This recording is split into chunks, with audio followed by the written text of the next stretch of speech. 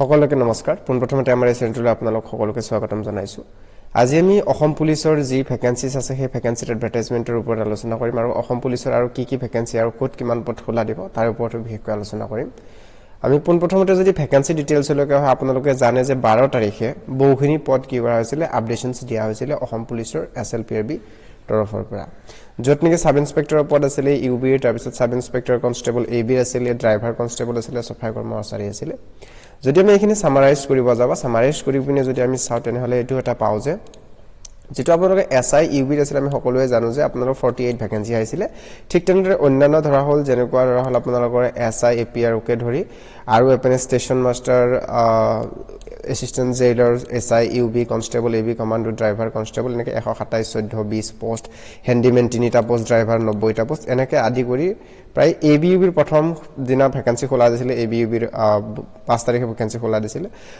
ইয়াৰে যেটো আপোনালোকৰ এবিইউবিটো আছিল 1052 আৰু 361টা পদ আছিল ইয়াত বাদে এতে এই যিখিন যিমান কিটা ভ্যাকেন্সি আছে গুটেকিটা ভ্যাকেন্সি যদি আমি যোগ কৰো তেনেহলে কিমানটা ভ্যাকেন্সি পাও আমি টোটাল 2350 ভ্যাকেন্সি পাম ইয়াতে লিখি দিছো অৰ্থাৎ 12 তাৰিখলৈকে 12 ডিসেম্বৰ 2025 লৈকে যিমানখন ভ্যাকেন্সি আপোনালোকৰ পাবলিশ কৰা হৈছে তো তাৰ ভিতৰত আপোনালোকৰ 2350 টোটাল পোষ্ট খোলা দিছে এটা কথাটো মাননীয় মুখ্যমন্ত্ৰী ডাঙৰে কৈছিল যে 5000 ভ্যাকেন্সি আৰু অসম পুলিচৰ তৰফৰ পৰা খোলা দিয়া হ'ব এটা ইয়াতে সকলো ধৰণৰ পোষ্টে খোলা দিয়া হৈছে কিন্তু কেইটামান পোষ্ট দিয়া নাই মই ইয়াতে মেনশন কৰি দিছো কি পোষ্ট দিয়া নাই আৰু হেইটা পোষ্টত কিমানটা ভ্যাকেন্সি হ'ব তাৰ বিষয়ে আলোচনা কৰি কৈ দিম তাৰ বিষয়ে আমি উলাই লৈছো এটো কিমান হ'ব ইয়াৰে যদি 5000 ৰ পৰা 2350 টা আমি মাইনাস কৰি তেনেহলে আমাৰ যেটো ৰিমেইনিং ভ্যাকেন্সি হয় অৰ্থাৎ যেটো বাছি থকা ভ্যাকেন্সি হয় সেইটো হয় 2650 টা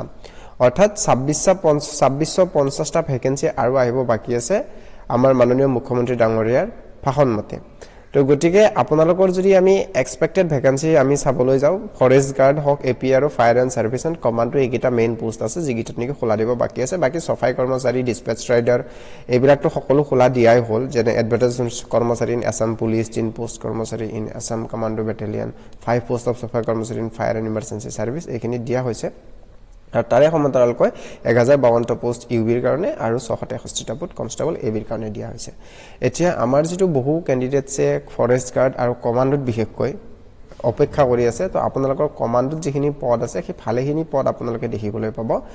কমান্ডোত কিমান দেখিবলৈ পাব মোটামুটি মই আপোনালোকক কৈ দিছো যদি ফৰেষ্ট গাৰ্ডৰ চাব যাও প্ৰায় ফৰেষ্ট গাৰ্ডৰ আপোনালোকৰ 600 ভ্যাকেন্সি দেখিবলৈ পাব খুব সম্ভৱ আৰু ইয়াৰে এপিআৰ ঠিক তাৰে সমান্তৰালকৈ 220 মান দেখিবলৈ পাব ফায়াৰ এণ্ড ইমাৰ্জেন্সি সাৰ্ভিসত যদি আমি চাবলৈ যাও তেনেহলে আপোনালোকে প্ৰায় 300 পদ দেখিবলৈ পাব ফায়াৰ এণ্ড ইমাৰ্জেন্সি সাৰ্ভিসৰ ক্ষেত্ৰত আৰু আমি যদি বিশেষকৈ কনষ্টেবল জেইলৰ কথা কওঁ জেইলত আমি কিমান দেখিবলৈ প্ৰায় 330 টা পদ দেখিবলৈ পাম এটা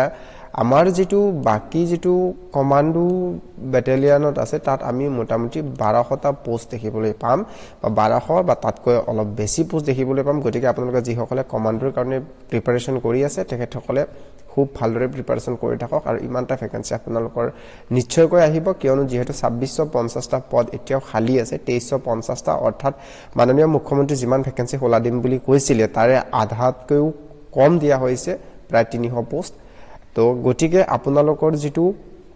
এই কমান্ডো ব্যাটালিয়ন হক ফায়াৰ এণ্ড ইমাৰ্জেন্সি হক এপিআৰ হক বা ফৰেষ্ট গাৰ্ডত হক এইখিনিত বিশেষকৈ ফৰেষ্ট গাৰ্ড আৰু আসাম কমান্ডো ব্যাটালিয়নত বেছি সংখ্যক পোষ্ট বা সৰহ সংখ্যক পোষ্ট দেখিবলৈ পোৱা যাব কিয়নো আপোনালোকে জানে যে ড্ৰাইভাৰতো ভালেখিনি পদ আপোনালোকৰ মুকলি কৰি দিছে ধৰক 127 টা পদ ড্ৰাইভাৰৰ কাৰণে মুকলি কৰি দিয়া হৈছিল তো ইয়াতে মই লিখিছো ড্ৰাইভাৰ ফৰেষ্টতো 106 টা পদ মুকলি কৰি দিয়া হৈছে যত নেকি বহুখিনি হয় ইয়াতে ফৰেষ্টৰ ক্ষেত্ৰত ড্ৰাইভাৰৰ ক্ষেত্ৰত অনলি সফাই কৰ্মচাৰী দেখিছে আপোনালোকে 96 টা সফাই কৰ্মচাৰীৰ ইয়াতে খোলা দিয়া হৈছে গতিকে ইয়াতো কনষ্টেবল পদত ভালেখিনি ভ্যাকেন্সি আপোনালোকে দেখিবলৈ পাব এতিয়া কথাটো হল বাকি যিবিলাক ৰিমেইনিং ভ্যাকেন্সিজ আছে সেইবিলাকৰ আপোনালোকৰ যেটো আপডেটছনছ আছে হেতু আপোনালোকে এই দুই দিনৰ ভিতৰতে আহি যাব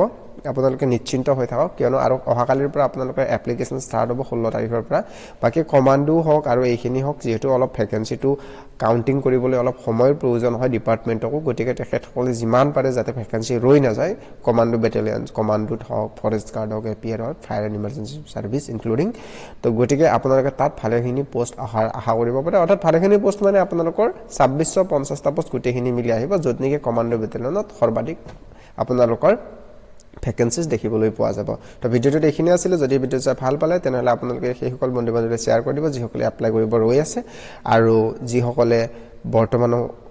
প্ৰেক্টিছ কৰি আছে এটা জব ল'ম বুলি বা এটা চাকৰি ল'ম বুলি ধন্যবাদ জয় অসম